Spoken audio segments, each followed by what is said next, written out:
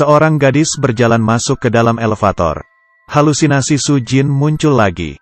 Dia melihat wanita itu sedang disiksa. Pria yang menyiksanya, dagunya ada sebuah bekas. Dia buru-buru mengejar gadis itu dan memperingatinya. Jangan masuk, mungkin bisa ada hal buruk yang akan terjadi. Tapi gadis itu tidak memedulikannya. Menyingkirkannya lalu masuk ke dalam. Di waktu yang bersamaan, seorang pria yang mukanya sangat jutek muncul di hadapannya. Dan dagunya, ada sebuah bekas luka. Demi menolong gadis itu, Su Jin mengikuti laki-laki itu masuk ke dalam elevator. Meski ketakutan dia mengatakan ke pria itu.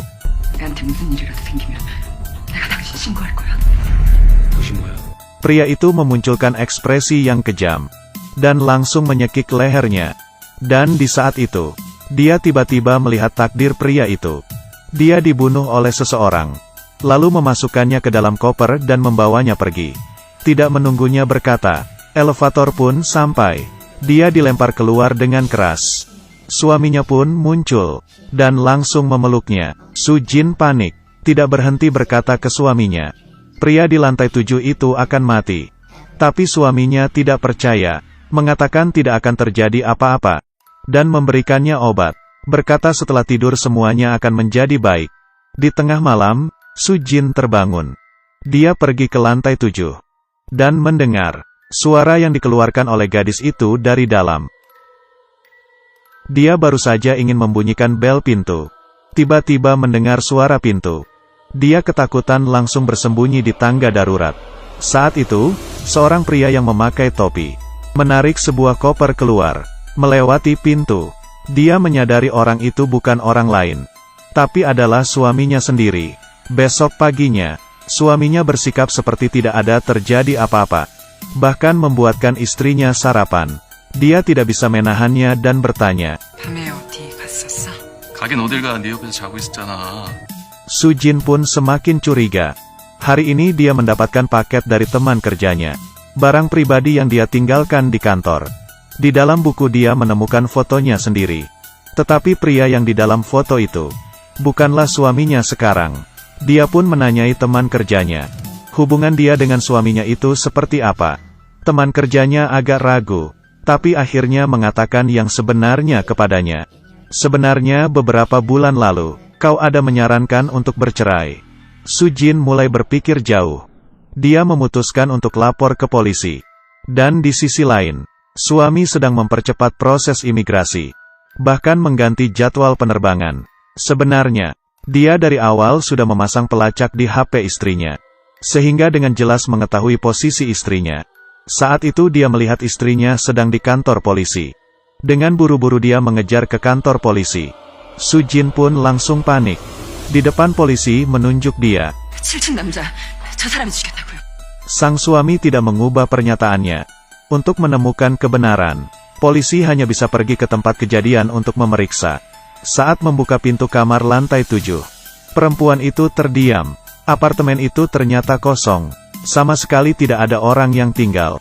Bahkan pemilik gedung itu berkata, kamar ini sudah beberapa bulan tidak terjual. Kasus ini tidak akan selesai. Suami juga tidak menyalahkannya. Seperti biasa dia memberikan obat kepadanya. Tapi kali ini, Su Jin tidak menelannya. Menunggu suaminya pergi, dia pun keluar untuk memeriksa. Dan di dalam elevator, dia bertemu dengan pria yang ada di dalam fotonya. Dia diam-diam mengikutinya. Mengetahui pria itu dipaksa tagih hutang oleh kreditur. Pria itu pun mengenalinya. Ia tidak begitu terkejut. Dia membawa Su Jin pulang ke apartemennya. Mulai membuka laci, perabotan di dalam kamar. Membuat Su Jin merasa sangat familiar. Pria itu berkata kepadanya, malam ini pukul 8 ketemu di tempat yang kita janjikan. Dan dia pun pergi. Su Jin pun semakin ragu. Dia berusaha mencari petunjuk lainnya. Dan menyatukan semua petunjuk. Tetapi adegan selanjutnya membuat dia lebih terkejut. Di dinding apartemen ini, ternyata dipasang foto nikah mereka. Apakah dia barulah suaminya yang sebenarnya? Apabila benar seperti ini, pria yang di rumahnya itu sebenarnya siapa? Di malam hari, sesuai dengan perjanjian mereka bertemu di suatu bangunan. Dan menemukan suami palsunya sedang menarik mayat. dan memasukkannya ke dalam. Dia yang panik pun ketahuan. Lalu dia mengambil pisau untuk melindungi dirinya. Menghadapi suami palsunya. 당신 누구야? 당신이 죽인 사람, 그 사람이 지우씨야. 내려가서 다 얘기해줄게. 누구냐고? Sujin sudah kehilangan kendali. Dia perlahan-lahan mundur ke tepi bangunan. Sebentar lagi akan jatuh. Untung saja polisi saat itu pun datang dan menolongnya. Tapi yang lebih aneh adalah mayat yang baru saja dia masukkan sudah hilang dan tidak ada jejak. Apakah semua ini benar-benar hanya halusinasinya? Sujin pun frustasi. Tapi polisi merasakan sesuatu yang aneh. Dia mengambil palu dan menghancurkan semen di dinding. Yang membuat orang terkejut adalah di dalam muncul sebuah tangan. Ternyata di dalam ini benar-benar ada mayat, tapi sudah mati dalam waktu yang lama. Sujin bukan bisa melihat masa depan, tapi kembali lagi ke masa lalu.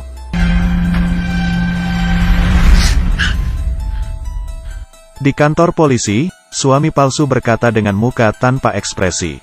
Pria yang di dalam semen itu dialah yang membunuhnya. Pria itu dan Sujin barulah pasangan suami istri yang sebenarnya. Dan dia sendiri adalah kakak adopsinya Sujin. Nama aslinya adalah Sunwo. Setelah Sujin hilang ingatan, dia berpura-pura menjadi suaminya. Tujuannya untuk membohonginya dan mendapatkan kompensasi dari asuransinya. Tetapi Sujin merasakan hal itu bukanlah yang sebenarnya. Dia ingin lebih mengetahui hal itu. Sunwo pun tidak ingin membicarakannya lagi. Sujin pun pulang ke rumah. Di lantai bawah, dia bertemu dengan seorang gadis. Hatinya tergerak, menanyai nama sang gadis. Ternyata gadis ini adalah dirinya di saat masih anak-anak. Lalu gadis yang di lantai 7 itu siapa? Ternyata itu adalah dirinya di saat remaja. Saat itu dia disiksa oleh ayahnya. Lalu kakaknya datang untuk melindunginya. Dan tidak sengaja membunuh ayahnya. Dan di tengah malam membawa mayat sang ayah pergi. Saat itu, Sujin baru menyadari. Ternyata dirinya bukan bisa melihat masa depan. Tetapi sedang halusinasi tentang kejadian yang dia pernah lalui. Sejak saat itu, dia sangat merasa bersalah kepada kakaknya. Setelah tumbuh besar, dia menikahi seorang pria. Tapi pernikahannya tidak bahagia. Suaminya sangat temperamen, dan banyak hutang. Dia sudah berkali-kali mengatakan untuk bercerai. Tapi suaminya tidak setuju. Dan di malam itu, penagih hutang itu bertemu dengan suaminya di gedung. Siapa sangka ternyata suaminya membunuh penagih hutang tersebut, dan memasukkannya ke dalam lubang. Dan memasukkan semen.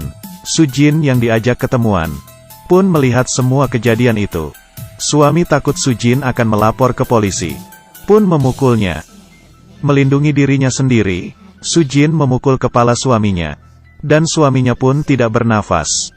Dia yang ketakutan hanya bisa menelepon kakaknya datang.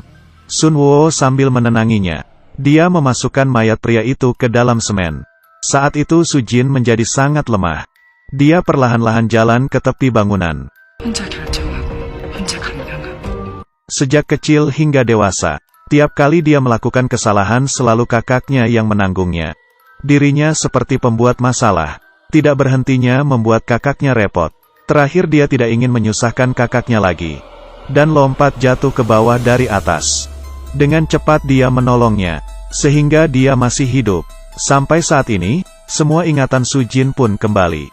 Polisi memberikannya sebuah alamat, mengatakan tempat itu barulah rumah aslinya. Tapi baru saja masuk ke dalam tidak berapa lama, pintu rumah tiba-tiba terbuka. Pria yang masuk adalah suami aslinya. Ternyata malam itu dia tidak mati. Dan setelah itu, dia terus mencari kesempatan untuk balas dendam. Sujin ingin melapor ke polisi. Tapi sudah terlambat. Pria itu tanpa berkata-kata langsung memukul kakinya hingga patah. Dan menyiram bahan bakar, lalu menyalakan api. Sehingga rumah itu terbakar. Polisi yang datang pun untungnya sempat menangkapnya. Tapi Sujin yang terluka tidak bisa bergerak untuk kabur. Saat itu Sunwo datang lagi menyelamatinya.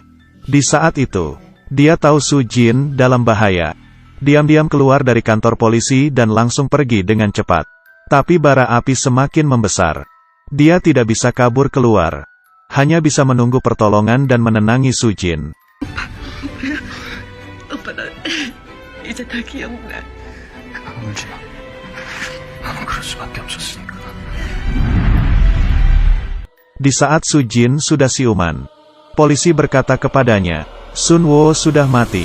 Sebelum dia mati, dia menggunakan tubuhnya untuk melindungi Sujin. Di akhir cerita, Sujin pergi sendiri ke tempat yang mereka sudah janjikan. Sunwo selalu hidup di dalam hatinya. Dan kenapa bisa ada dua foto nikah? Karena mengikuti tradisi, sebelah kanan pengantin adalah pengantin pria, dan keluarga adalah berdiri di sebelah kiri pengantin.